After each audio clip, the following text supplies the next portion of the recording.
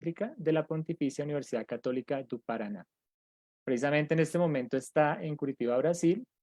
Y bueno, pues vamos antes de empezar a que ustedes conozcan un poquito más de la fundación, los que no la conocen aún, y nos puedan también seguir en sus redes. Y ahorita también les vamos a dar las redes del doctor José. Permítame entonces un minuto.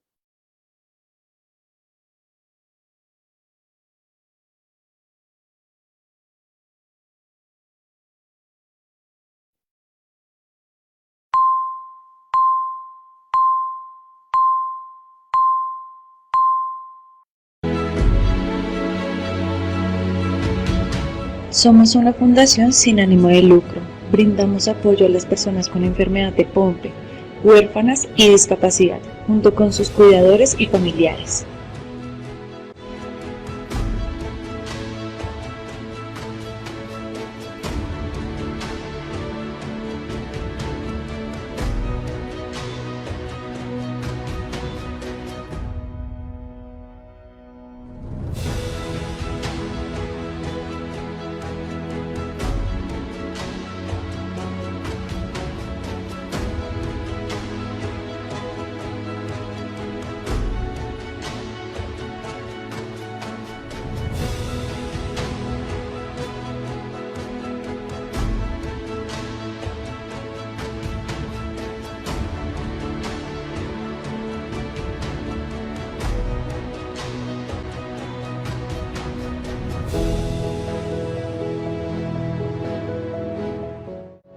Encuéntranos en las redes sociales como Fundación Pompe Club Internacional.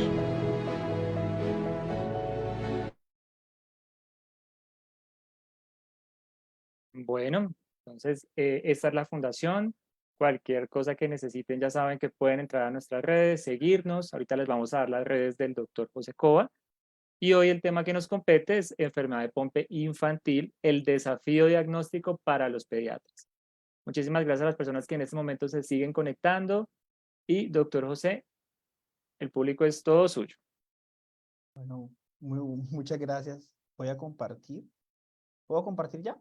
Sí, ya puedes compartir, doctor. Vamos a ver. Listo, yo creo que allá lo están viendo, ¿cierto? Perfecto, doctor. Muy bien. Bueno, entonces, antes de comenzar, nuevamente quiero agradecer a mis amigos del Club Pompi Internacional. Eh, Visualizar es lo más importante. Y yo les voy a mostrar en esta presentación por qué. Eh, Estoy intentando y quisiera obviamente aumentar la visibilidad de todas las enfermedades raras. ¿Por qué? Porque no tengo en mi familia nadie con enfermedades raras, ni he vivido, ni tengo una enfermedad rara. Tengo una enfermedad crónica, que es la hipertensión arterial, pero me encontré en mi maestría con un paciente con enfermedad rara que me abrió su puerta, la puerta de su familia. Hice mi tesis con enfermedad de Fabry, que es por decirlo así, una prima hermana de la enfermedad de Pompe. Y prácticamente me di cuenta que hay un mundo nuevo, más allá del que enseñan en todas las clases, en todas las universidades, que está completamente conocido, que son todas estas enfermedades. Yo creo que ya pasó. Yo todavía veo la misma, doc. Yo estoy intentando, aquí pasamos a eso. Ya. Ahora sí. Entonces, ustedes ven el cursor, ¿cierto? Voy a utilizarlo Sí, ahorita para mostrar cositas. sí, ahí lo estamos Entonces, viendo. nuevamente, esta charla que les voy a dar en el día de hoy se llama como tal Desafíos diagnósticos para los pediatras, pero no solamente está enfocada para pediatras, está enfocada para personal de la salud, para el papá, para la mamá, para ustedes, pues, pacientes adultos, para personas que son cuidadores, para todo el mundo. Y hablaba hace poco con Brian y con Fernando, que a mí me gusta, cuando yo explico las enfermedades, cuando les explico a los pacientes, a mí me gusta hacerlo mucho en términos normales. A mí no me sirve nada explicarle a un paciente que vaya donde el médico y salga y no entienda nada y le pregunte a la esposa, bueno, ¿y qué te dijo el médico? No, no me acuerdo, no entendí. Yo soy una persona que le gusta explicar todo, entonces si hay alguna cosa que no entienda, por favor escriben, lo dejan en el chat que con mucho gusto me devuelvo y vamos a resolver todas las dudas. Eh, entonces, a lo que vinimos, muchachos. Entonces, antes de hablar de enfermedad de Pompe, para poder entender exactamente qué es todo esto, cuáles, digamos, son los principales desafíos para los pacientes pediátricos con enfermedad de Pompe, necesitamos hablar sobre biología básica.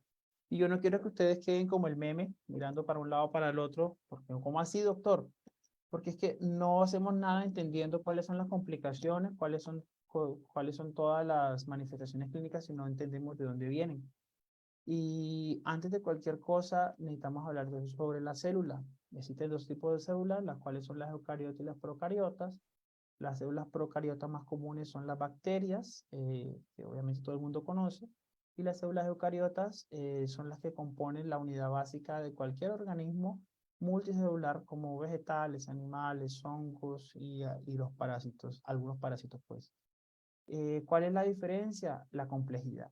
En la célula eucariota es una célula mucho más evolucionada, una célula que tiene diferentes órganos internos, los cuales llamaremos organelos, y que no se encuentran en las células procariotas. Entonces, por eso es tan importante conocer esta diferencia. Dentro de la célula eucariota, que es la célula que se forma todo nuestro cuerpo, se encuentran diferentes organelos. Ya hay ciertas enfermedades que van a afectar a cada uno, pero hoy vamos a enfocarnos en el lisosoma. ¿Por qué? Porque esta es una enfermedad de origen lisosomal. ¿Qué es el lisosoma, doctor? El lisosoma es, digamos, para mí uno de los uno de los organelos principales de la célula, en la cual se encuentra prácticamente en todas las células de nuestro cuerpo, a excepción de los glóbulos rojos y una que otra, y que dentro de ese lisosoma se encuentran unas enzimas. Lo que hacen esas enzimas es que rompen las moléculas de proteína, rompen ciertos ácidos y rompen las moléculas de azúcares grandes, y lo que hace es que hace partículas más pequeñas para que puedan ser ingresadas dentro de rutas metabólicas. En pocas palabras, tiene tres funciones básicas. La función de degradar todas las estructuras que nos quedan, alguna que otra estructura que ya no se necesiten, alguna, digamos, desecho del metabolismo. Entonces, él degrada todo esto para poderlo expulsar fuera de la célula. Tiene una función de defensa en la cual se protege activando el sistema inmunológico, digiere bacterias, digiere otros tipos de microorganismos o moléculas que afecten a la misma célula. Y la otra función es una digestión interna. Entonces vemos que no solamente él nos defiende, sino que tiene varias funciones principales. Y este doctor que traigo acá es el doctor Christian, que fue el descubridor del lisosoma en 1955. Y por su descubrimiento del lisosoma, él ganó el premio Nobel en 1973. Entonces, no es solamente decir, sino obviamente gracias a él podemos tener todo el conocimiento que actualmente nos lleva a este campo. Pero ¿cómo así, doctor? Me está hablando entonces de un Nobel, me está hablando de biología, me está hablando de otra cosa, yo no quiero que queden así. Todo lo que les estoy contando es porque necesito crear una base de conocimiento antes de poderles explicar. A mí no me sirve hacer una casa sin unos cimientos fuertes. Y por eso es que les explico por qué. Me gusta mucho el ejemplo de la casa. Me parece que nuestro cuerpo es una casa. Para los que sean religiosos podemos también decir que es un templo. Si el lisosoma funciona bien y si el lisosoma nos protege contra los estímulos externos, si el lisosoma degrada las sustancias que nos hacen mal, si el lisosoma funciona dentro de la digestión, nuestra casa va a estar así como esta foto. Casa limpia, una casa sin nada adentro, sin ninguna otra cosa. El lisosoma prácticamente hace las funciones de limpieza y cuidado de nuestra casa, de nuestro hogar. Y esta casa es nuestro cuerpo.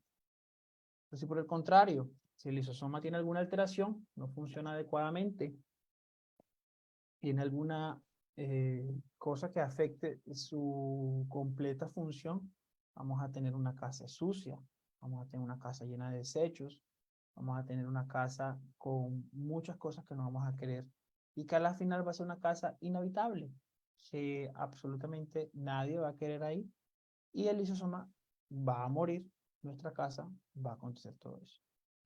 Entonces, dentro del grupo de enfermedades lisosomales son varias. La más conocida es la mucopolisacaridosis, la enfermedad de Gaucher, la enfermedad de Fabry. Y hoy vamos a hablar obviamente de la enfermedad de Pompe. Cada una de estas enfermedades, aún sean dentro, digamos, una alteración dentro del lisosoma, pero sus características son completamente diferentes. Entonces yo no puedo decir que todas las enfermedades son iguales, eso es algo que tenemos que dejar bastante claro. Los tipos de herencia, esto metiéndome un poquito con la parte genética y se lo voy a decir bien rapidito para no aburrirlo, pero solamente de todas las enfermedades lisosomales, que son aproximadamente unas 60 descritas hasta el momento, existen solamente dos con una herencia ligada al cromosoma X, que es la enfermedad de Fabry y la mucopolisacaridosis tipo 2 o la enfermedad de Hunter. El resto son todas autosómicas recesivas. Obviamente vamos a hablar hoy de la enfermedad de Pompe. ¿Qué es eso, doctor? ¿Cómo hace autosómica recesiva? Autosómica recesiva significa que muchas veces nosotros no sabemos que somos portadores de alguna mutación dentro del gen. Esta mutación que podemos tener haciéndonos portador de una enfermedad no nos va a afectar. O sea, solamente va a estar esa mutación dentro de nuestro material genético. ¿Cuándo se conocen que somos portadores o no portadores? No es de común, no es una cosa muy común, digamos, en Latinoamérica, y hasta ahora no conozco el primer caso de una persona que de la nada diga, no, yo me voy a hacer un panel genético sobre patologías de herencia autosómica recesiva. Esto es más común en algunas culturas, inclusive hay algunas facciones de judíos que antes de casarse y tener relaciones sentimentales con su pareja femenina o masculina, se hacen un panel genético. Entonces nosotros no tenemos esta costumbre, por eso se desconoce muchas veces quién puede tener esto. Pero entonces si tenemos una alteración de este gen, y obviamente nuestra madre o nuestro padre tiene una alteración de este gen, esta pareja que tiene estas alteraciones van a tener las siguientes probabilidades de tener los hijos. O sea, van a tener 50% de tener hijos portadores no afectados, un 25% de tener un hijo que no esté afectado, ni tampoco sea portador, y un 25% de tener un hijo con una enfermedad manifestada. Entonces, no es un porcentaje bajo. Y por eso es importante la asesoría genética, de la cual vamos a hablar más adelante y les voy a mostrar con ejemplos por qué es tan importante. Supongo que hasta ahora todo bien, ¿cierto? Bueno, pausa activa. Es bien interesante ya lo que he hablado. Comenzamos ya cada día, con cada diapositiva, a meternos un poquito más dentro del tema y entrar en calor. Pero, ¿por qué? ¿Por qué necesito saber todo eso, doctor? ¿Por qué yo, que soy cuidador de mi papá, de mi mamá? ¿Por qué yo, que mi pareja sentimental tiene enfermedad de Pompe? ¿Porque yo, que simplemente soy auxiliar de enfermería? ¿O porque yo necesito saber eso, doctor, si mi hijo fue diagnosticado con enfermedad de Pompe, si yo no soy el médico? Porque es que nosotros necesitamos establecer una ruta oportuna en errores innatos del metabolismo. Cuando conocemos todo esto, cuando conocemos estos síntomas, cuando conocemos que algo raro está pasando, hacemos un reconocimiento temprano. Reconociendo que algo no está bien en nuestro cuerpo, es una medicina preventiva a veces que se realiza. Y esto no solamente vale para errores innatos del metabolismo, esto vale para cualquier otra enfermedad.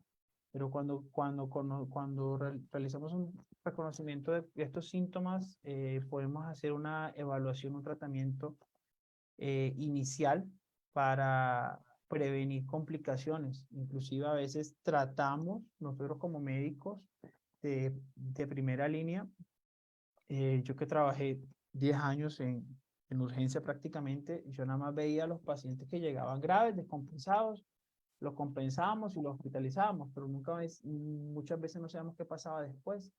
Pero después de la estabilización de estos pacientes necesitamos obviamente remitirlos para centros de referencia que estén familiarizados con estas enfermedades para realizar un diagnóstico oportuno de estas enfermedades.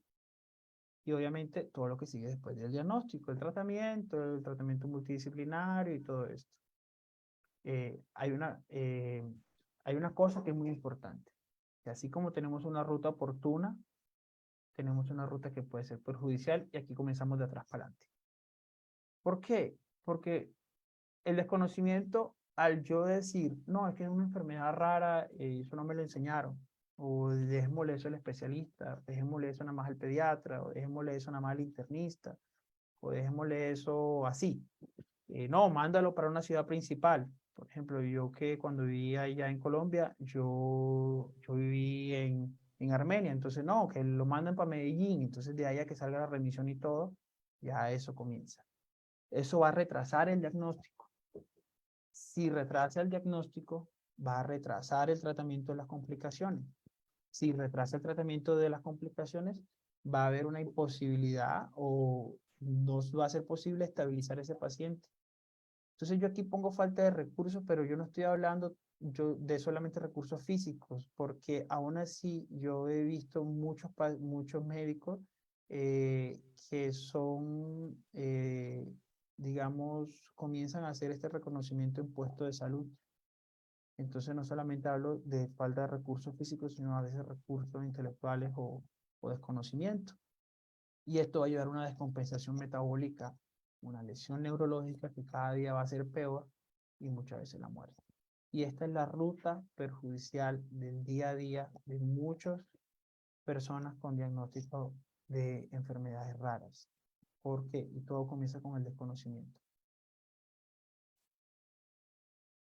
Entonces, ahora sí, a lo que vinimos, hablemos de la enfermedad de Pompe como tal. Supongo que estamos bien, nos han hecho preguntas, entonces voy a continuar. En el momento que tengan Por alguna el pregunta, momento no, pueden por el hacer. momento no hay preguntas, Doc. Vale. Hasta ahora todo va súper bien. Si Claro, hablo muy rápido o si se me sale alguna palabra en portugués, me perdonan. Llevo varios años viviendo acá en Brasil, entonces hay una que otra palabra que a veces confundo. no, no te preocupes, todavía no las has confundido, doctor. Vale. Entonces, bueno, entrando en calor, la enfermedad de Pompe se conoce también como una deficiencia de maltasa ácida o también es conocida comúnmente como una glucogenosis tipo 2. Ya les dije que es una enfermedad genética, ya les hablé sobre el tipo de herencia que tiene, pero quiero hacer hincapié en esta palabra, progresiva. ¿Por qué? Porque es una enfermedad que si no hacemos nada, nuestra casa, ¿se acuerdan de la fotico que les mostré de esa casa sucia? Va a quedar cada día más, cada día más, y cada día más sucia, y cada día más sucia. Entonces, no porque un día veamos que nuestro familiar, que nuestro hijo no tenga absolutamente nada y el diagnóstico fue hecho solamente por asesoría genética, quiere decir que no va a empeorar. Si comenzamos a actuar desde temprano, vamos a prevenir todas las complicaciones que les voy a mostrar más adelante. Es una enfermedad poco frecuente, tiene una incidencia muy baja y lo que va a hacer es que va a ser una hipotonía, o sea, nuestro músculo va a ser un músculo flácido. ¿Por qué? Porque lo que hace básicamente la enzima que está en deficiencia en esta enfermedad que se llama la alfa-glucosidasa, esta enzima lo que va a hacer es que va a transformar el glucógeno en glucosa. La célula, cualquier célula del cuerpo, lo que va a comer es glucosa. Es la principal fuente de energía que nuestra célula tiene para realizar su función. La célula una de las células que más consumen glucosa para energía son los músculos. Entonces, esta enfermedad va a afectar principalmente la parte muscular. y lo que hace es que se acumula ese glucógeno, que es donde se guarda esa glucosa dentro de nuestro cuerpo, dentro del lisosoma, y comienza en nuestra casa a asociarse, y comienza en nuestra casa a acumular. Esto va a generar una miopatía, miomusculopatía, patología, una patología muscular de características metabólicas que la podemos clasificar dentro de enfermedades neuromusculares. ¿Por qué? Porque es diagnóstico diferencial de otro tipo de enfermedades raras. Y porque así sea que, digamos, la manifestación principal va a ser la parte muscular, después va a comenzar a afectar a toda la parte del paciente. Hablando un poquitico más de la historia, fue la primera enfermedad lisosomal diagnosticada y ya le voy a comentar todo eso. Entonces, resumiendo fácilmente, usted se come su almuerzo, bien rico, ese almuerzo el cuerpo lo va a transformar en glucosa, la cual va a transformar en energía. La glucosa que nosotros ingerimos, de los carbohidratos que nos comemos, que no se utiliza, entonces se va a almacenar en forma de glucógeno. Ese glucógeno va a quedar almacenado y usted se va a acostar o se va a ir a trabajar. Cuando necesita realizar alguna actividad física, algún gasto energético, alguna cosa, o simplemente para respirar, el músculo va a necesitar esta misma glucosa que usted se comió en el almuerzo para transformarla en energía. Y es aquí cuando nos entra la enzima que se encuentra normalmente acá, que la vamos a llamar como AGA o como GA, digamos la sigla. Esta enzima lo que hace es que no transforma ese glucógeno en glucosa nuevamente para poderla transformar en energía. Pero eso es qué es lo que pasa cuando tenemos la enfermedad de Pompe. Comemos el almuerzo, se guarda dentro de forma de glucógeno para poder utilizar después, pero esta enzima no nos está funcionando. Cuando esta enzima no está funcionando, lo que va a hacer es que se va a acumular ese glucógeno dentro del lisosoma y nos va a generar todos los problemas de salud. Esta enfermedad fue descrita en 1932 por un patólogo holandés que inclusive en 3 días va a tener aniversario de natalicio. Nació el 9 de septiembre de 1901 y murió a los 44 años. Y este patólogo un día estaba realizando una autopsia de una paciente de 7 meses de edad que murió por una grave debilidad muscular con una insuficiencia respiratoria severa, que cuando estaba realizando su examen encontró una acumulación masiva de este glucógeno en todos los tejidos corporales. Y él publicó ese caso, pero en ese momento no se asoció que esa enfermedad correspondía a una enfermedad lisosomal, sino fue hasta prácticamente 30 años después que Hertz primero asocia esa acumulación de glucógeno en los tejidos corporales y después inclusive identifica cuál es la enzima que está faltando. Entonces, la epidemiología es para mostrarle que por qué son enfermedades raras. Porque cuando, digamos, globalmente se puede decir que la mayoría de estas enfermedades raras afecta menos de 1 por cada 100.000 habitantes. Si las juntamos todas, más o menos vamos a tener entre 600, algunos relatos dicen que 800, hasta 2.500 nacimientos. Las enfermedades de depósito lisosomal solamente están de segundo lugar de frecuencia detrás de las enfermedades mitocondriales, con el 19.3% aproximadamente a nivel mundial. ¿Y qué es lo que pasa? La incidencia de esta enfermedad se estima que es aproximadamente para esta sola enfermedad, que es de 1 en 138.000 para la enfermedad clásica. O sea, es todavía más común la manifestación infantil clásica. Y para la manifestación o el diagnóstico en adulto es de 1 en cada 57.000. O sea, es más común en adultos la forma de inicio tardío que la forma de inicio infantil, es más desconocida. Esto es a nivel mundial. En el 2017, en Austria, se realiza una publicación que reconoce como 1 de cada 8.686 nacidos vivos para la forma infantil clásica y 1 para cada 21.000. O sea que para ellos es mucho más común la forma clásica en Europa. Entonces, ¿qué es lo que sucede?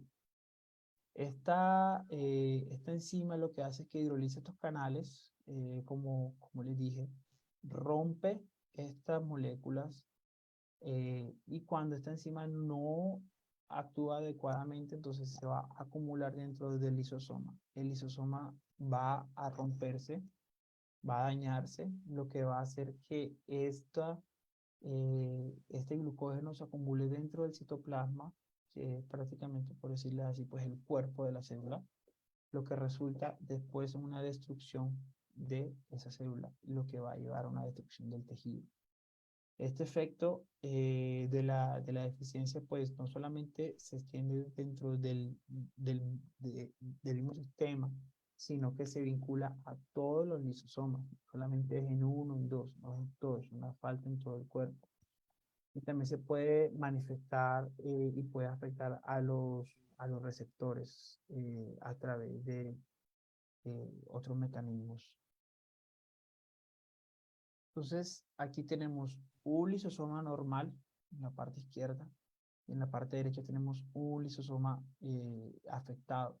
Este no es pues, un lisosoma que ya es destruido. No es una foto de un paciente con enfermedad de Pompe, sino es una foto que encontré de internet y me pareció súper curiosa.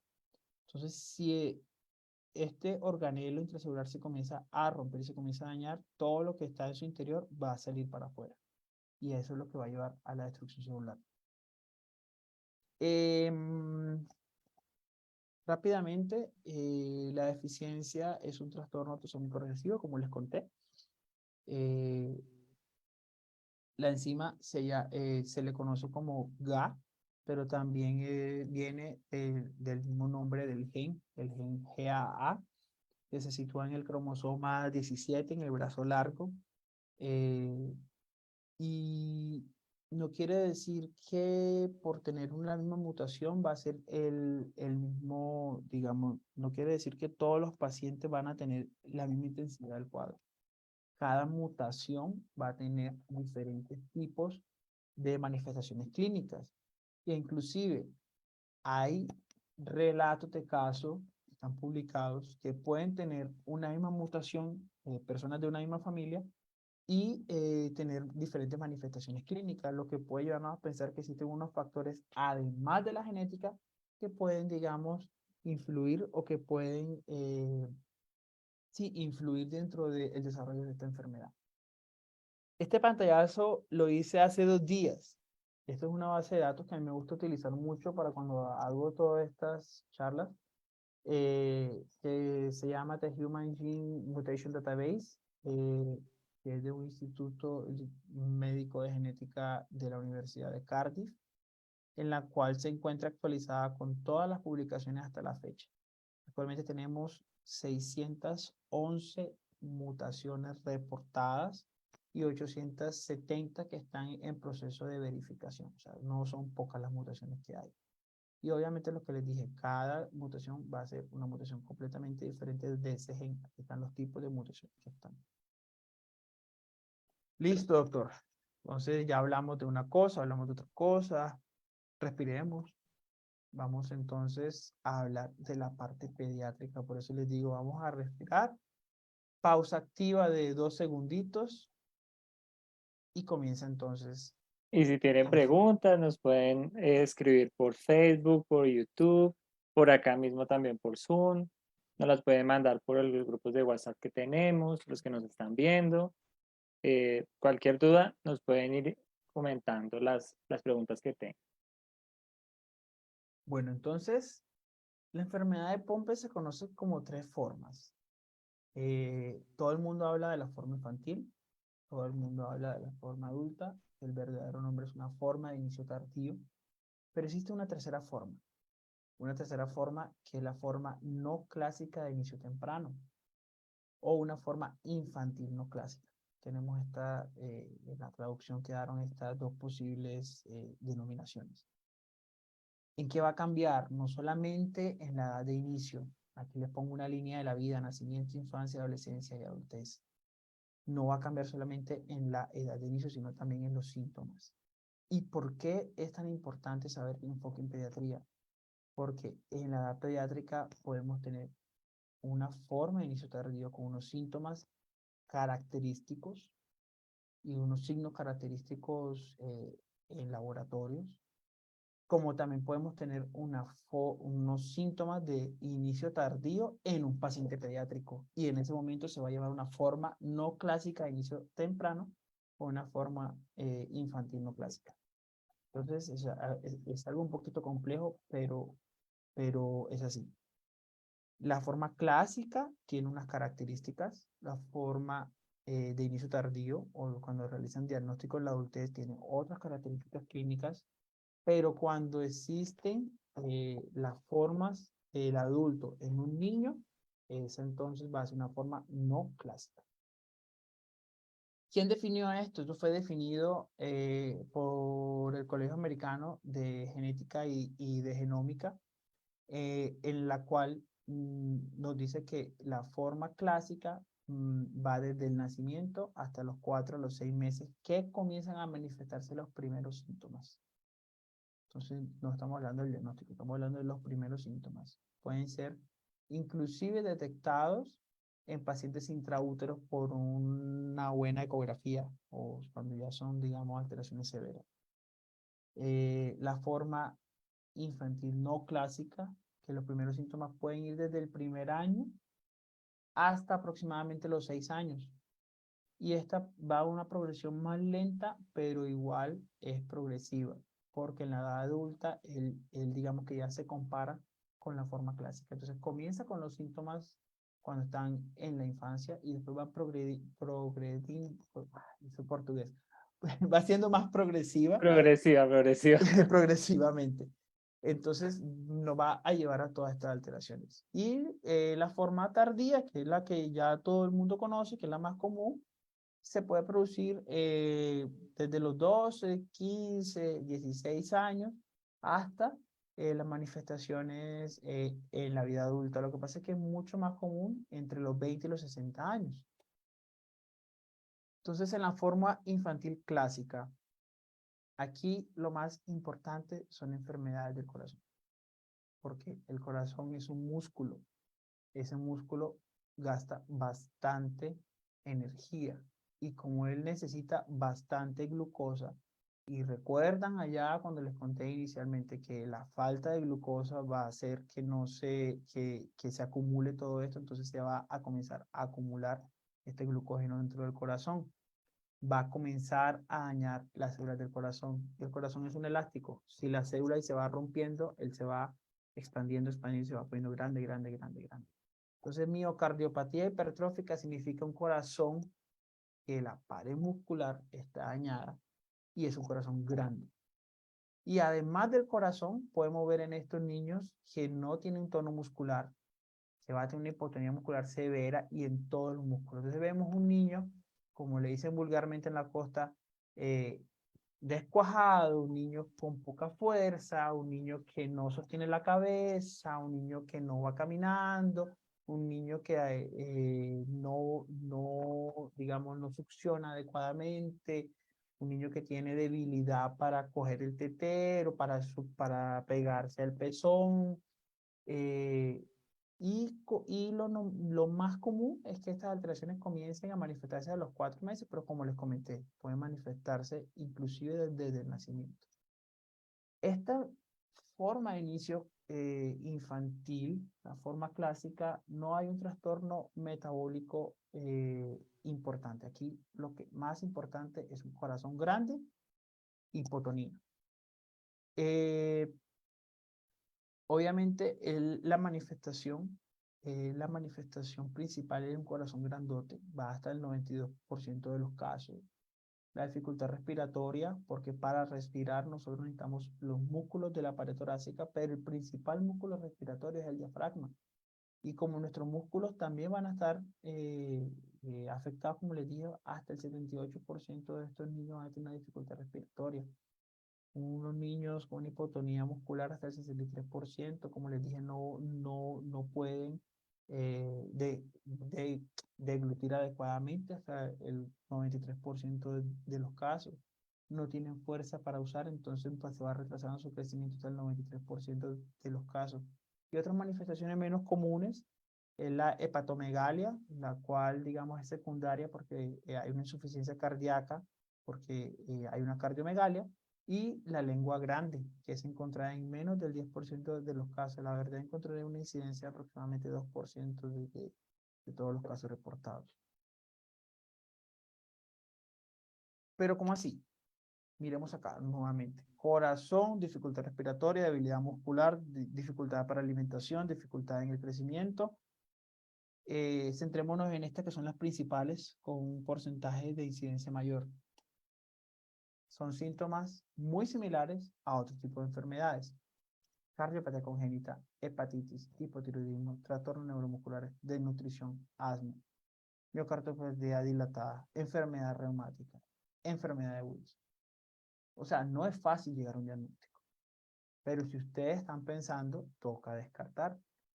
Y estas que les separo aquí de un color mostaza son las enfermedades comunes que nosotros podemos ver más común al día a día. Pero también hay otros tipos de enfermedades raras que tienen los mismos síntomas, como la fibrosis quística, como la mucopolisacaridosis, la fenilcetonuria, la estrofia muscular espinal, la distrofia de Duchenne. Entonces, es un diagnóstico diferencial que tiene que pensarse cuando uno ve un niño, pero también hay que pensar en otro tipo de enfermedades raras, pero también hay que pensar en otros tipos de enfermedades. O sea, hay que saber tener un buen ojo clínico. ¿Y qué es lo que pasa, por ejemplo, en esta forma? Si no se hace nada, los niños pueden llegar a fallecer en aproximadamente 8.7 meses. A veces más, a veces menos. ¿Y cuál es la principal causa de que ellos mueran? Una insuficiencia respiratoria. Porque a veces estos niños tienen insuficiencia respiratoria, no tienen fuerza para respirar, no consiguen ventilador, no consiguen UCI, y lleva a la muerte temprana.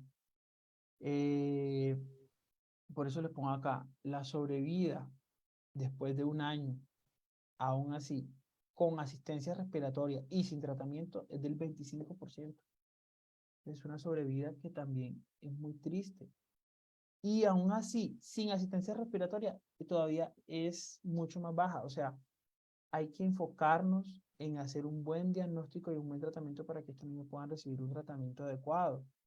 A los 18 meses hay una sobrevida publicada de 12.3 y del 6.7, entonces cada vez más va disminuyendo sin un tratamiento adecuado. Castrillón reportó el caso de esta niña. Aquí podemos ver una hipotonía.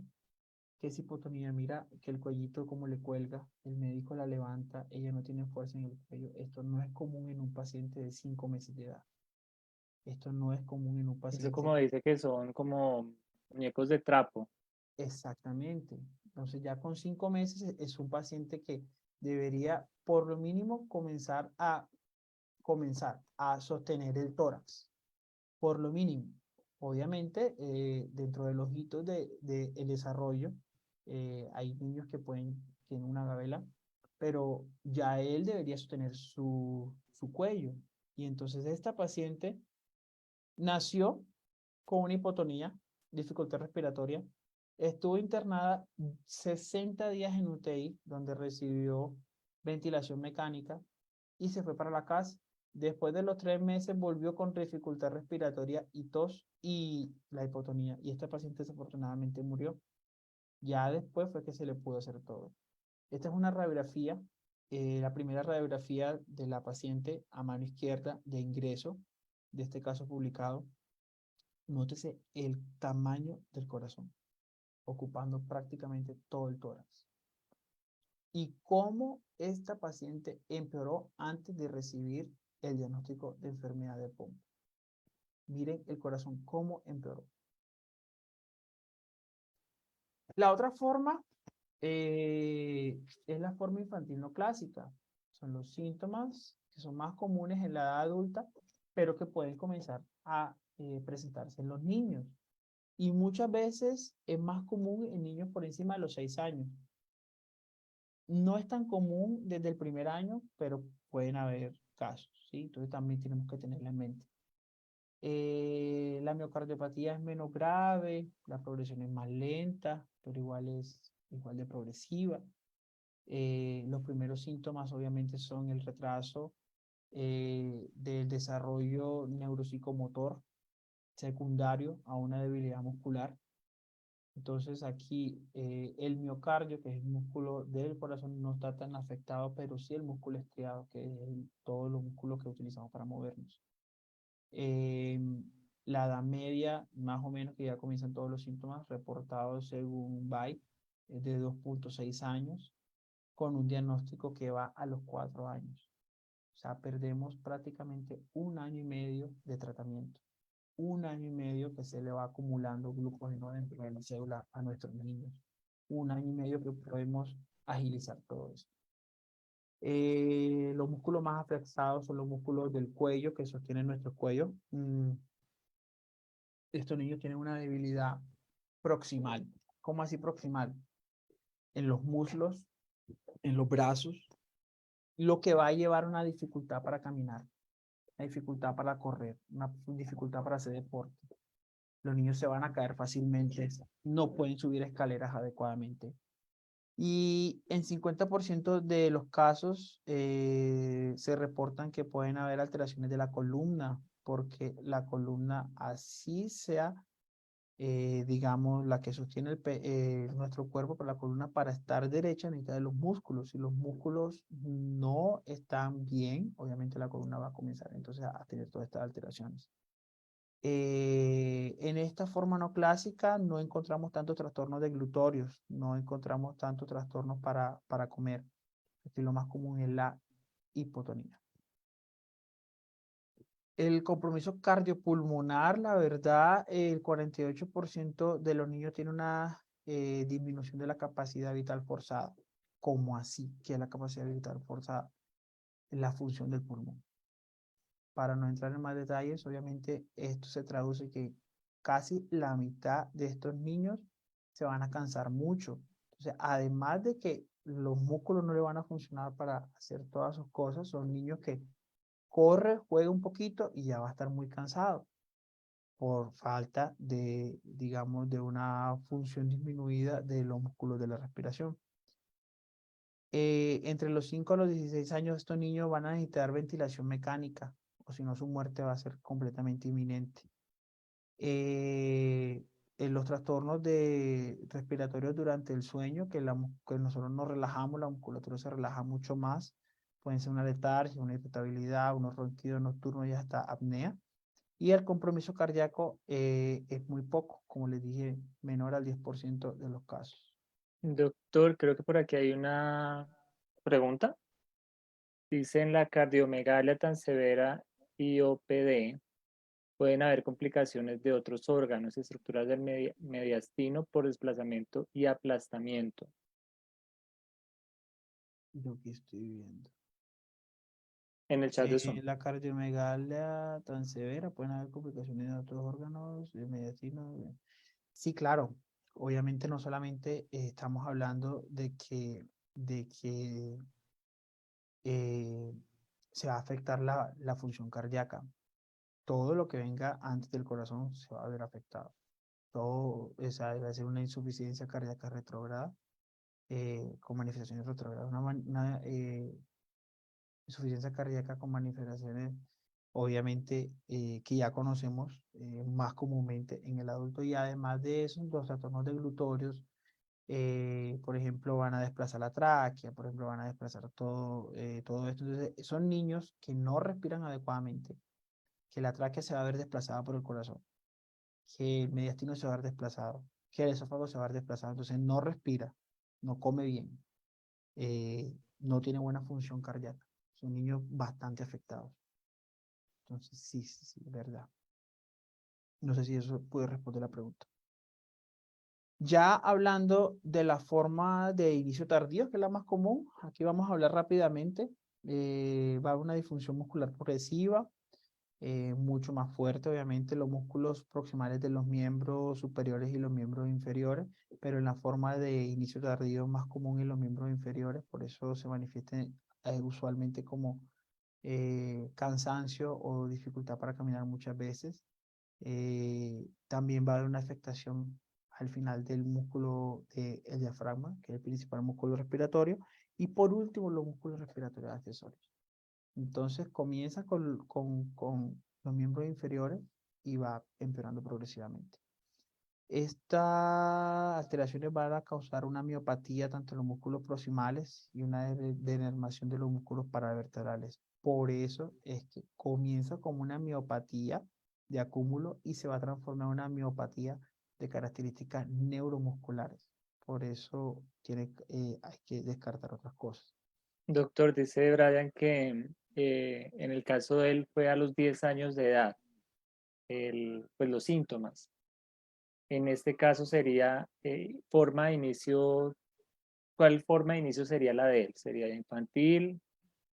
Pues, o ¿O sea, si los síntomas inician a los 10 años, no, digamos que con Brian no he hablado exactamente los síntomas iniciales ni todo eso, pero entonces de él se encajaría en la forma infantil no clásica, que es la que comienza la que comienza a partir de los 4 años, pero nosotros la podemos detectar más comúnmente entre los 6 a los 12 años, donde se realiza este diagnóstico. Si los síntomas comenzaron a esa edad, yo pensaría que es una forma infantil no clásica.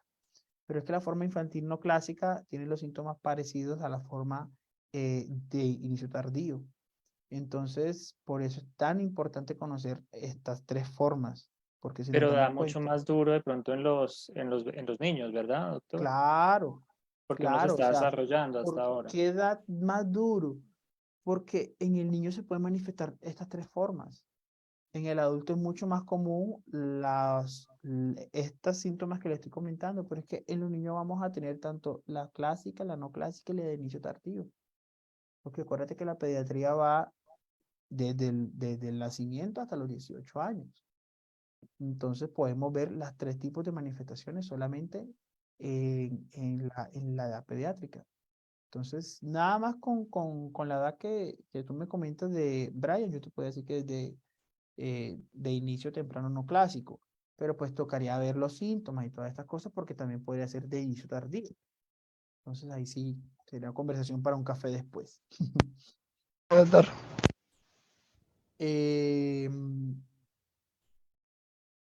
las formas de inicio tardío normalmente no desarrollan cardiopatía, se pueden presentar a cualquier edad, entonces desde los 8 a los 10 años, como les dije ahorita, como les estoy comentando, pueden encajar dentro de inicio tardío como forma no clásica, dependiendo de los síntomas.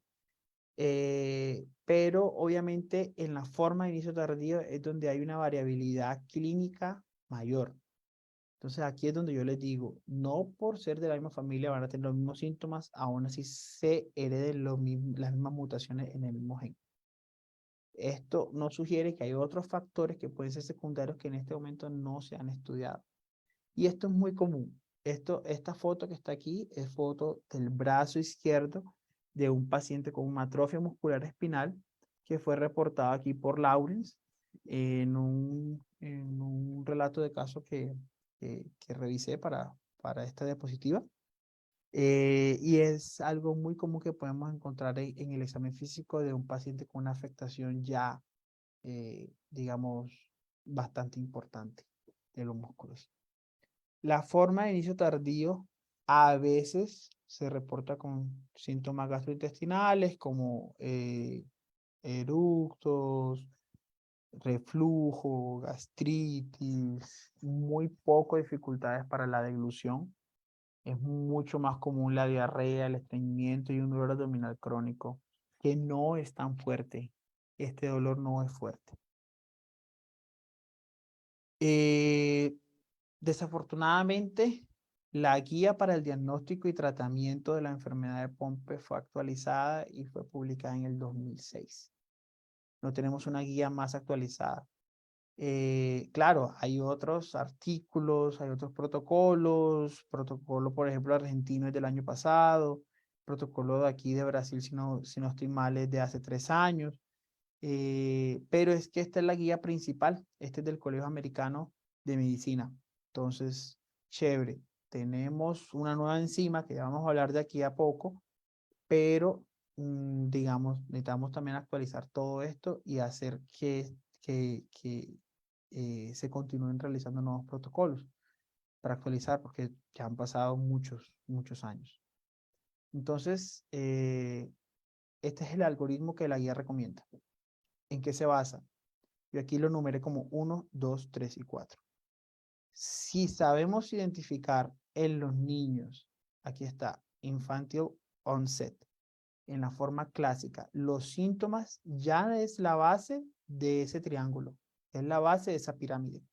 ¿Por qué? Porque lo más importante es nosotros ver los síntomas que ya les comenté, cardiomegalia, falla cardíaca congestiva, las arritmias que pueden haber obviamente por toda esta parte, los síntomas pulmonares, la hipotonía, y ahí entonces ya vamos a buscar, además de los síntomas que los padres nos traen, cuáles son los signos en el examen físico. Porque yo tenía un profesor que me decía, con la anamnesis uno saca prácticamente el 50% del diagnóstico. Con el examen físico, otro 40%. Y ya después que uno hable con los padres sobre los síntomas, haga un examen físico y encuentre cualquiera de estos hallazgos que son secundarios a los procesos que ya les conté, ahí es donde uno ya va a pensar en qué exámenes pedir. ¿Cuáles son los exámenes principales para establecer este diagnóstico en los niños? Lo que todo el mundo tiene, o la gran mayoría de personas, así sea en cualquier pueblito, una radiografía de tórax. Entonces, necesito estar, por ejemplo, en una ciudad principal para tener una sospecha diagnóstica sobre enfermedad de Pompe. No, con una radiografía de tórax es lo más común.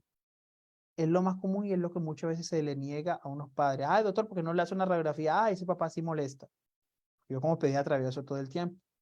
¿Qué es lo otro que necesitamos hacer? Hacemos una radiografía de tórax, encontramos un corazón grande, una cardiomegalia, seguir con un electrocardiograma, un ecocardiograma, un estudio de electrofisiología si el electrocardiograma sale normal, si sale alterado.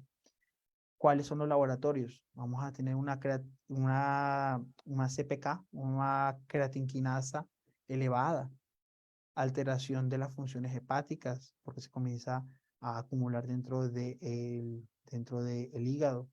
Y aquí, en esta parte que está aquí, del ítem 3, es que ya nosotros, con todos estos hallazgos, tenemos que pensar en pumping.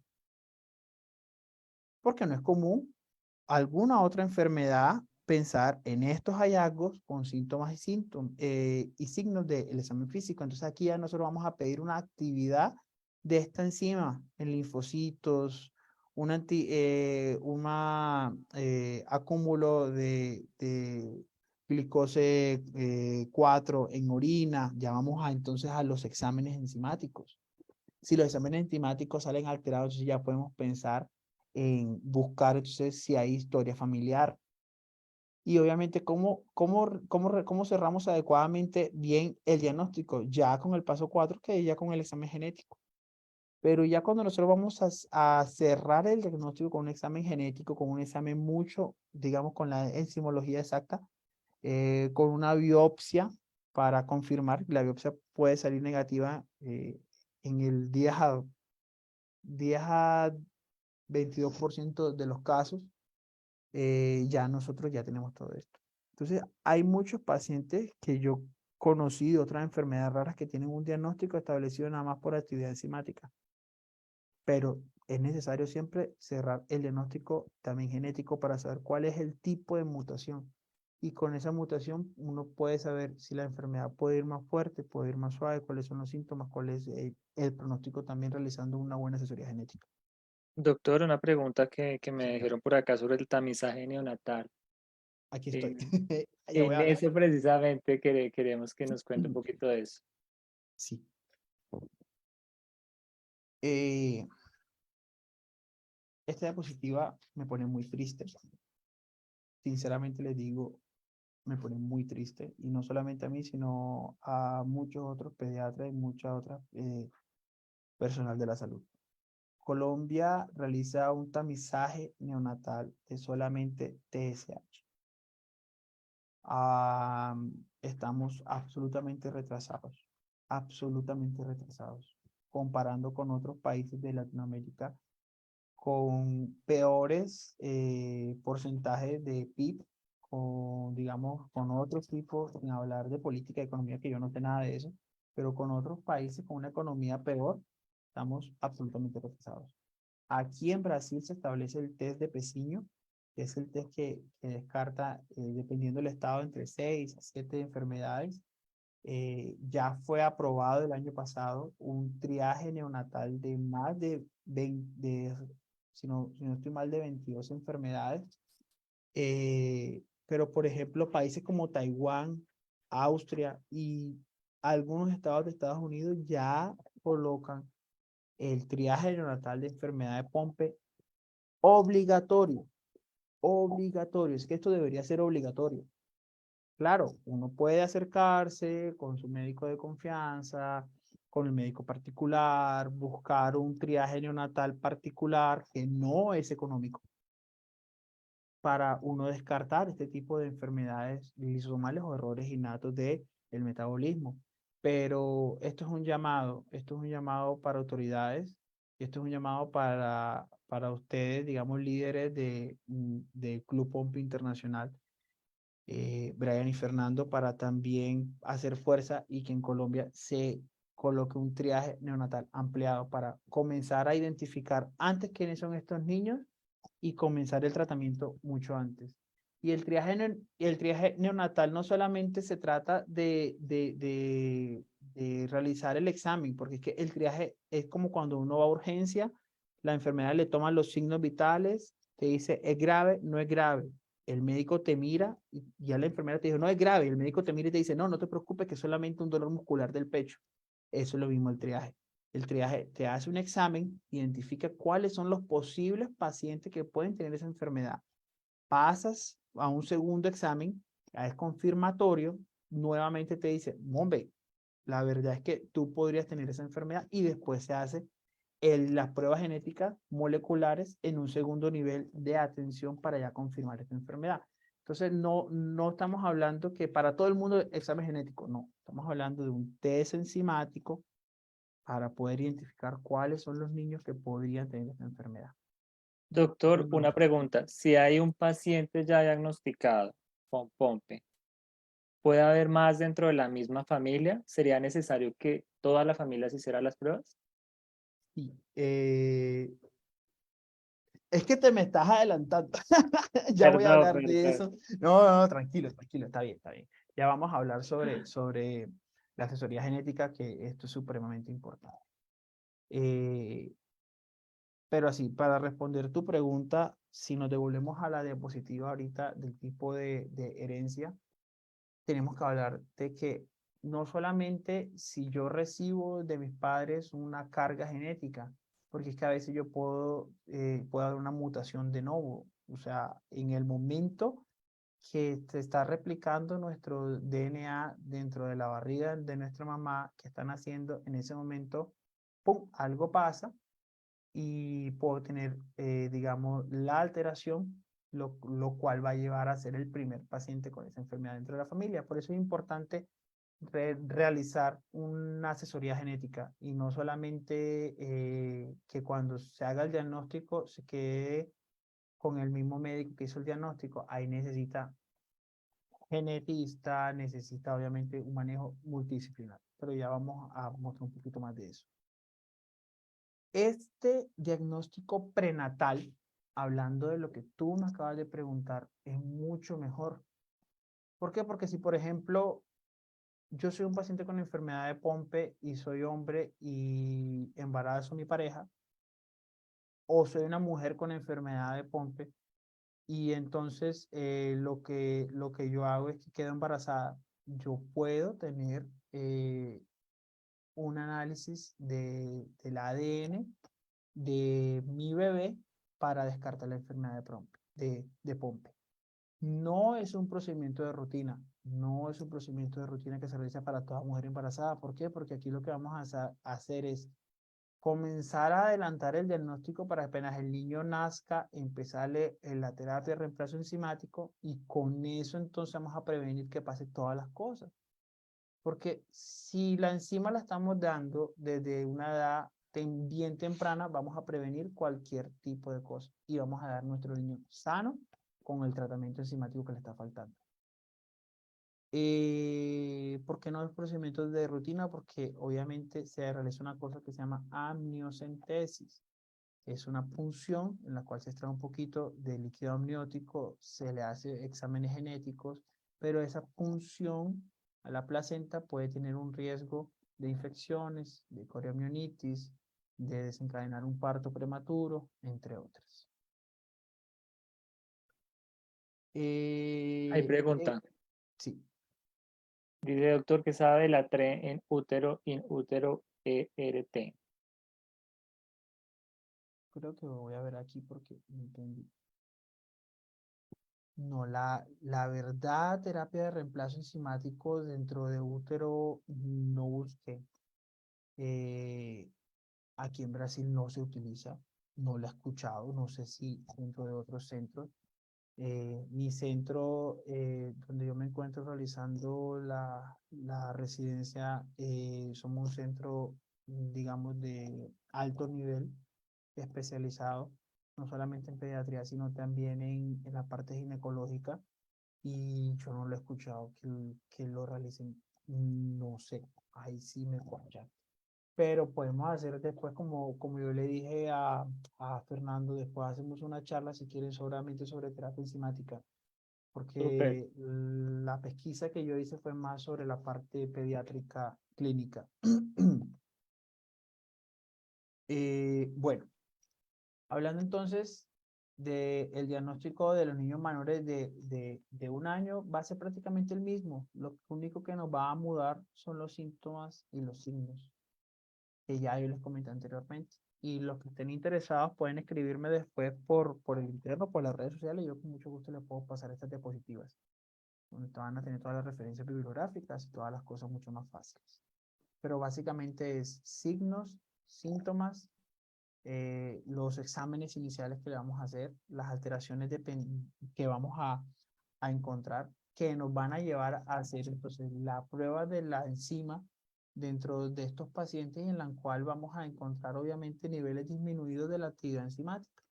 Y ahí ya tenemos prácticamente la primera parte del diagnóstico de enfermedad de Pompe, donde después podemos hacer un estudio enzimático secundario más especializado, o ya mirar exactamente una secuenciación del gen GAA para saber cuál es el tipo de mutación exactamente, o por medio de biopsia. Pero como les dije, la biopsia puede salir normal en el 10 al 22% de los casos.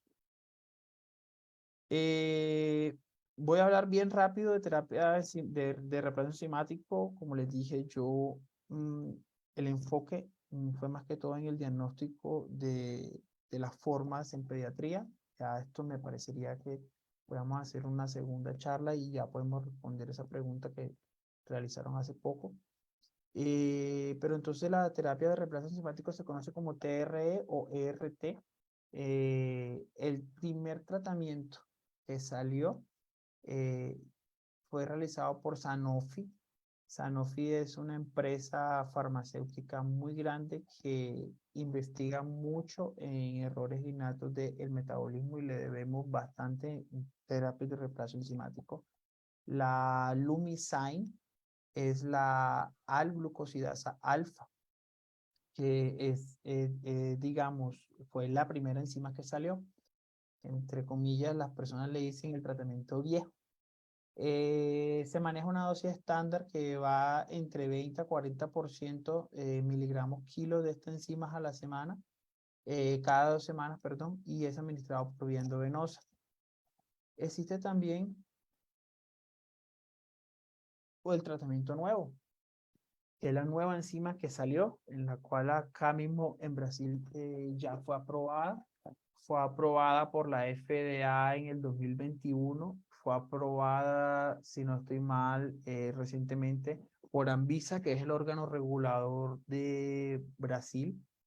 En este momento, ayer que estaba leyendo, hay un aviso de Sanofi que está en falta. Acá en Brasil está en falta. se ha usado bastante. Ha mejorado En bastante. falta qué es, doctor? Perdóname. En falta, o sea, que, ¿cómo te digo? Hay un déficit porque no se ha podido importar desde los Estados Unidos. Ah, Entonces, ok. está faltando a nivel de Brasil. Supuestamente el comunicado que salió dijeron que es porque están faltando componentes primarios para poderla realizar. Pero pues eso fue lo que encontré. En Argentina Así creo que también está ese tratamiento, esta nueva enzima. me parece que fue autorizado. Mm. Eh, bueno, como les dije, esta enzima se llama Nexibiazine. Now, el Nexibiazine solamente puede ser usado en pacientes mayores a 1 año y con POMPE de inicio tardío. Es decir, forma no clásica. Es decir, POMPE de inicio tardío. No es para el niño que encontramos con cardiomegalia, que encontramos con debilidad muscular, que encontramos con todos los otros síntomas que le comenté. Entonces tiene una restricción. La dosis, rápidamente hablando, es si pesa menos de 30 kilos, son 40 miligramos cada kilo cada 2 semanas. Y si pesa más de 30 kilos, entonces es una dosis de 20 miligramos kilo cada 2 semanas. Y aquí es donde yo quiero enfocarme, que me encanta. Esta diapositiva la pongo prácticamente en todas las aulas que doy sobre enfermedades raras. El paciente tiene que estar en el medio. El tratamiento tiene que ser multidisciplinario. Médico genetista, médico pediatra, si es en edad pediátrica, internista si es mayor a los 18 años, un fisiatra que se encargue de toda la recuperación muscular, de todo ese enfoque muscular, un cardiólogo para las manifestaciones cardíacas, un neumólogo para las manifestaciones, ortopedia, nutrición, terapia física, terapia ocupacional, inclusive en los niños con forma clásica, fonoaudiólogo por la parte de la debilidad para la deglución y de los trastornos de succión.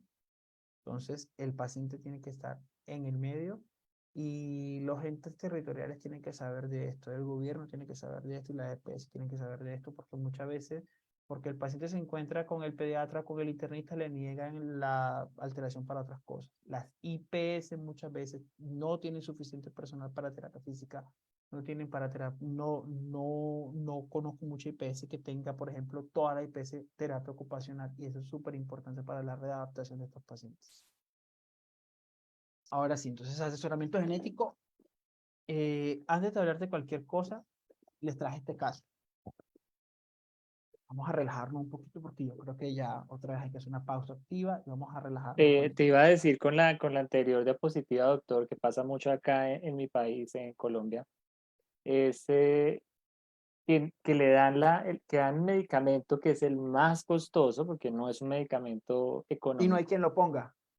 Eh, bueno, no tanto por eso, dan el medicamento, pero cuando hablas de que estamos alrededor están todos los otros especialistas, entonces se piensa que solo es el medicamento. Dan el medicamento que es lo más costoso, pero no dan una terapia física, no dan una terapia ocupacional, no dan un homólogo. O sea, hacen todo el tema de trabas administrativas para otras autorizaciones, que es algo un poco más económico. Entonces ahí es donde no se está haciendo nada, porque se piensa que solamente con el medicamento el paciente va a estar bien, y no. Yo, yo te voy a decir una cosa y quiero hacer un paréntesis antes de continuar hablando de la parte académica. Quiero hablar una cosa muy personal mía. Eh, Me parece que a medida que la ciencia, no sé, es algo personal, no está escrito, y si mis colegas no están de acuerdo, pues Que por ahí lo están escuchando también. bueno, pero por ejemplo, a medida que la ciencia va avanzando cada día más, se ha ido ramificando. Bacano, bien, pero tú, Fernando, tú, Brian, o otros pacientes que nos estén escuchando, o otras personas como pacientes, estamos viendo que la enfermedad de Pompe, como otros errores innatos del metabolismo, como otras enfermedades raras, son de manifestaciones multisistémicas. Entonces, si yo voy con la enfermedad de Pompe nada más donde el internista, eh, digamos, ve su parte de medicina interna. Pero, ajá, y la recuperación entonces muscular. Ah, no, es que eso yo no lo hago porque entonces eso toca con el fisiatra. Te manda con el fisiatra, no hay un fisiatra. O vas donde el cardiólogo y tú le dices, doctor, es que no puedo respirar bien. Ah, no, eso toca con el neumólogo. O vas con el internista y le dices, doctor, es que tengo mucho dolor y no puedo mover las piernas. No, eso toca con el ortopedista. Entonces se va abriendo por el mismo desconocimiento y todo eso se puede ayudar escuchando al paciente, ayudándolo y poniéndose en el lugar del paciente, que es lo que muchas veces a nosotros Y por como eso también residentes nos es falta. bueno tener una junta pues donde están varios especialistas y en eso te puedan ver, pues a nivel general, todo lo que se tenga, ¿no? Para No, que y haya un neumólogo, un ustedes cardiólogo, como un pediatra. fundaciones, ustedes como clubes, ustedes como fundaciones de pacientes, reclamando sus derechos, reclamando sus cosas, son una voz que comienza a hacer ruido hasta que obviamente obtienen todo. Porque es que aquí lo estamos viendo, José Antonio Cova, yo no quiero pensar en mi futuro como especialista. Yo estoy haciendo todo lo que estoy haciendo, todo mi estudio, el doctorado, la maestría, la residencia, porque yo pienso en el paciente, me pongo en el lugar de ustedes. Entonces pasa todo eso. No hay alguien que integre muchas veces y no sepa integrar entre todas las cosas. Pero bueno, hay mucha publicidad. Vamos a seguir. Entonces, vamos a poner este caso.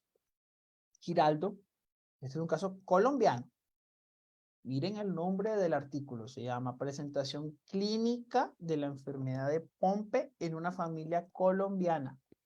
Es un caso publicado en el 2011.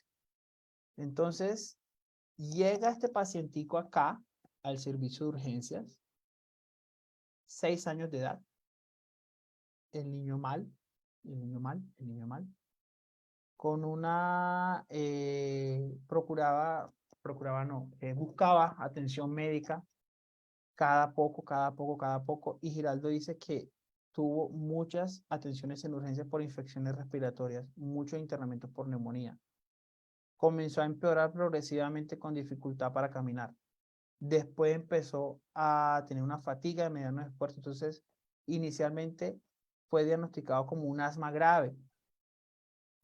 No sé si encontraron broncoespasmo, pero fue diagnosticado como un asma grave. Este paciente empeora, y así como empeora, entonces a alguien se le ocurre pensar y realizar entonces un familiograma. Ese familiograma lo primero que encontró es que los padres son primos, son familiares. Y después que entonces habló con los padres, encontró que ya se había muerto un hermano mayor de 9 años. Ese hermano mayor tenía retraso del desarrollo neuropsicomotor y debilidad muscular. Y a unas alteraciones de la voz, una voz hiponasales, alteraciones de la voz. Ya tenía otro hermano muerto también por retraso del desarrollo de los mismos síntomas, unas alteraciones de la voz, una debilidad muscular y hizo una neumonía que lo llevó a la muerte. Y ya tenía otro hermano, el tercer hermano muerto con los mismos síntomas parecidos y nadie había hecho un estudio genético. Nadie se sentó a hacer una asesoría genética de esta paciente. Un familiograma, que es lo que le enseñan a todo el mundo que estudia medicina en la universidad, pero que como es salud comunitaria, como son materias de relleno, nadie se acuerda. Entonces tú no necesitas ser genetista para realizar una asesoría genética. No necesitas solamente saber de salud comunitaria, de salud familiar, de medicina de familia, para poder identificar que ya hay, obviamente, una alteración. Ya cuando ya uno identifica todo esto, es muy bueno. Entonces, ahí en ese momento mandarlo, ya respondiendo a tu pregunta, Fernando, va a dar a este paciente con el genetista para que ya él realice entonces toda la pesquisa y todos los estudios a nivel familiar y pueda saber si es del porcentaje de 25% sano no portador, 50% portador o 25% paciente. No sé si esto ya responde tu pregunta. Antes. Sí, sí, doctor. Bueno, acabamos entonces acá. Muchísimas gracias a todos. Esta foto es del hospital donde me encuentro haciendo la residencia en pediatría. Súper bonito. A mí se me olvidó contarles al principio, pero sí, soy residente de tercer año, el Hospital Universitario Evangélico Mackenzie, que es centro de referencia a nivel del sur de Brasil. Recibimos pacientes de todo Paraná, del sur de Sao Paulo, y créanlo o no, recibimos pacientes hasta de Manaus. Hay una gran cantidad de pacientes extranjeros que recibimos. Vienen muchos venezolanos, vienen muchos colombianos buscando atención en este hospital, y es un orgullo pues traer para ustedes todo el conocimiento que he recibido acá.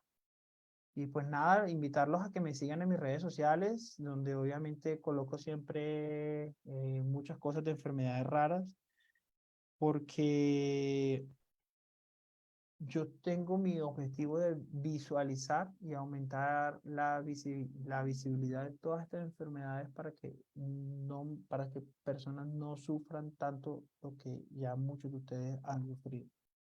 Y es una cosa que me apasiona mucho hablar de esto. Disculpen cualquier error, disculpen el acento, y muchas gracias a todos. Bueno, doctor, yo sí le tengo, quiero que nos deje, ¿a qué mensaje le dejas al personal médico, sobre todo a los pediatras, para que piensen en Pompe? No, mira, antes de pensar en Pompe, antes de hablar de todo esto, me voy a devolver allá a esa diapositiva que yo hablé de los errores innatos De del metabolismo. metabolismo. En este momento, cuando fueron descritos, a los pocos años subieron a 100, después subieron a 1500. En este momento hay un poquito más de 5000 errores innatos del metabolismo. Esto es el futuro de la medicina. Ya se sabe mucho de la diabetes, de la hipertensión, de las otras cosas, pero aquí es el futuro de la medicina. Cada vez que implementamos más testes genéticos, cada vez que implementamos triaje neonatal, vamos a identificar más enfermedades. Son enfermedades raras porque se encuentran subdiagnosticadas. Y el mensaje final es simplemente mantenerse actualizado. Es que yo no necesito ser pediatra para saber que puede haber una enfermedad que yo como internista, que yo como médico general, que yo como enfermera pueda afectar. Ese es mi mensaje. Muchas gracias, doctor. Eso sí es verdad que todos, el personal médico conozca y sepa sobre todo estas enfermedades huérfanas, que no son pocas en el mundo, y que puedan actualizarse día a día, que sepan en qué van, cómo van sus tratamientos, porque como lo dijiste en algún momento, se ve de pronto en algún semestre de medicina, pero no son pacientes que veas tanto como un paciente de diabetes, un paciente de hipertensión arterial. Somos pocos, pero la idea es que puedan saber cuando llegue un paciente, puedan no darles miedo de diagnosticarlo. Porque, por ejemplo, acá en Colombia, a veces los médicos no lo diagnostican porque el medicamento es muy costoso, entonces les da miedo diagnosticar, y le dan más de 1000 vueltas a un paciente para poder llegar a un diagnóstico oportuno, ¿no? Que es Mira que importantísimo en la etapa infantil. en estos días vi hay una página que sigo en Instagram que es Espacio Enfermedades Raras, Panamá, y dijeron una cosa muy seria que me dejó pensando. Somos pocos, pero si nos juntamos, tenemos el tamaño de un país. O sea, son enfermedades de una incidencia rara que yo no voy a ver en el día a día, pero si a mí me preguntan por los alemanes, yo sé dónde queda Alemania y que está en Europa. Yo más o menos tengo una idea de cómo son los alemanes, altos, monos, así sea que yo nunca haya ido a Alemania, pero ya yo escuché, ya yo oí hablar, ya yo escuché de que Alemania existe. Entonces es eso, no por el hecho de ser una enfermedad rara, que sean enfermedades raras, yo no tengo que saber, por eso hay que actualizarse, y eso es lo más importante. Es- Tiene toda la razón, doctor. Bueno, creo que no hubo preguntas, no hubo tantas preguntas. Eso No, quiere de decir que todos el modos, tema De todos modos, cualquier cosa que les pueda colaborar, yo quedo a completa disposición. Muy contento por colaborar con ustedes. Intentado realizar todo esto con otras asociaciones de pacientes y obviamente para mí es una cosa que yo no gano nada, pero que me encanta hacerlo. Lo hago más por enseñar, Acá porque todos ganamos con toda esa información tan valiosa que nos da, doctor José, porque realmente ganamos como pacientes, ganamos como asociación, ganamos como visibilidad ante el personal médico, que en otros países se conozcan también estas patologías y de verdad pues muy constructiva la ponencia, la charla, doctor José. me Brian, ¿tienes preocupa algo que Brian, que no ha decir? dicho nada. Está Sí, está muy callado. callado, pienso que habla bastante. No, todo está excelente. Por lo menos aprendí algo. Siempre he tenido la duda a qué tipo de etapa pertenezco. Me sembró la duda con respecto a la sintomatología. Ese café va porque va. Lo espero por acá, por Cartagena, cuando venga a Colombia. Porque sí, yo por lo general estudio genético, me soy sincero, no me gusta. Por eso mismo, doctor, pues Colombia es un poco más pequeña que otro país en donde está en este momento, que es Brasil. Es una cosita así de nada a lo que es Brasil hoy en día. Y creo que eso pasa en muchos países de Latinoamérica, que en ciudades de pronto que no son las principales, hay falta de genetistas, hay falta de conocimiento sobre este tema, sobre estas patologías. Pacientes como Brian, hay muchos que nunca han podido ver un genetista porque no lo hay en su ciudad, porque tienen que desplazarse a una ciudad donde haya una infraestructura más grande. Creo que eso también pasa en Brasil porque en algún momento también Sí, lo sí, vivimos digamos con que una paciente. obviamente pues, Brasil tiene muchas cosas en ciudad principal, pero cuando uno habla interior, pues son los mismos de limitaciones. Por eso Doctor, básicamente, señor, disculpe que lo interrumpe. Yo tuve la oportunidad de ir a ver un genetista en Brasil, pero adivine, ¿qué pasó? me vio que tenía otra cosa. Así que también cabe esa versión con respecto al desconocimiento. No, es que obviamente, o sea, el conocimiento no es nada si uno no se va actualizando. Si yo todavía me quedo con la fogata, nunca voy a conocer el bombillo. Mm. Entonces, eso es una cosa de ahí. Eh, Inclusive yo que me considero un médico entre comillas joven, yo me formé en el 2012, me gradué como médico y muchas cosas han cambiado y yo les puedo decir sinceramente, yo entré a medicina en el 2005 y me gradué en el 2012 y en medicina nunca vi nada de enfermedades raras. Yo aprendí Imagínate. enfermedades raras en mi maestría. Ahí fue que yo comencé a escuchar. Entonces, llegar a hacer una maestría para convencer a escuchar sobre enfermedades raras no es lógico, no es lógico. Debería Yo ser pienso que, desde antes. yo pienso que no es por ser maestría, sino por la época en que estamos, porque hoy Claro, en día se está Sí, también. visibilizando mucho. Y yo creo que hasta los estudiantes están viendo hoy en día más enfermedades raras, fisioterapeutas. Entonces, yo no sé si le conté que a mí al principio yo estaba mal diagnosticado, desahuciado, igual en la ciudad capital, que fue mi hermano que lo diagnosticaron y de ahí fue que me diagnosticaron a mí, que estaba a borde de la muerte y desahuciado. Entonces, yo no culpo a nadie, sino que a veces, como dice usted, no lo ven en la residencia, en La medicina residencia. general o en la residencia, pero yo pienso que es por el tiempo. Estamos haciendo un buen trabajo, doctor, sobre todo el no, que usted hace.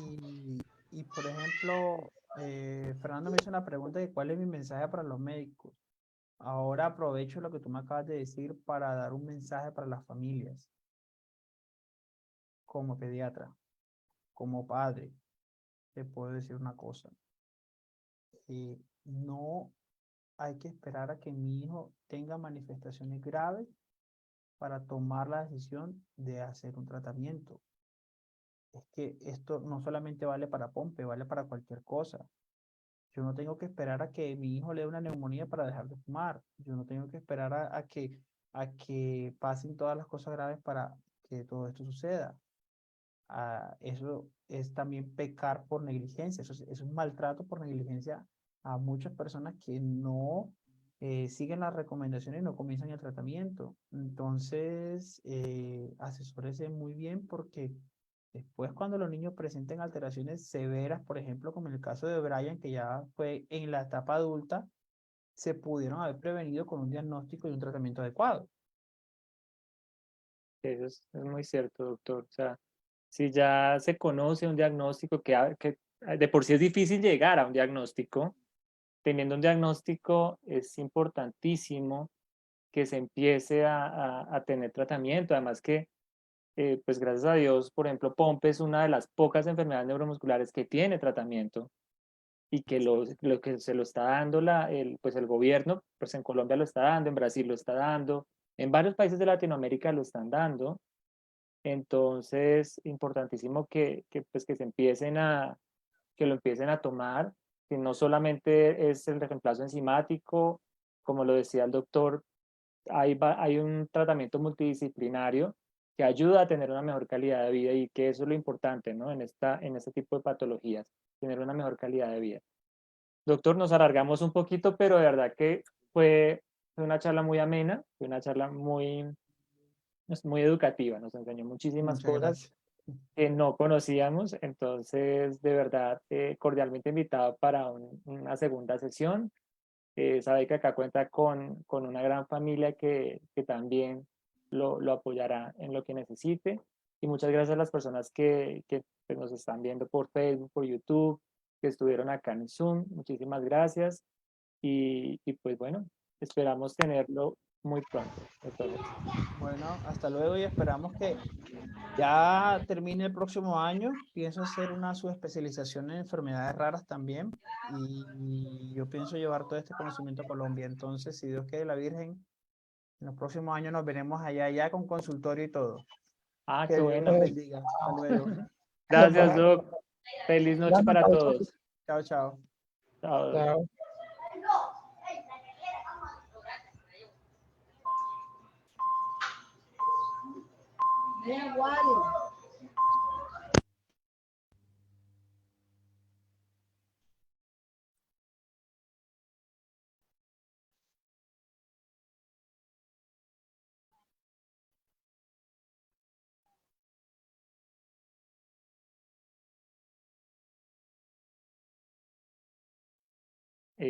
Brian, creo que no se está viendo el cabezote, entonces puedes terminar la grabación.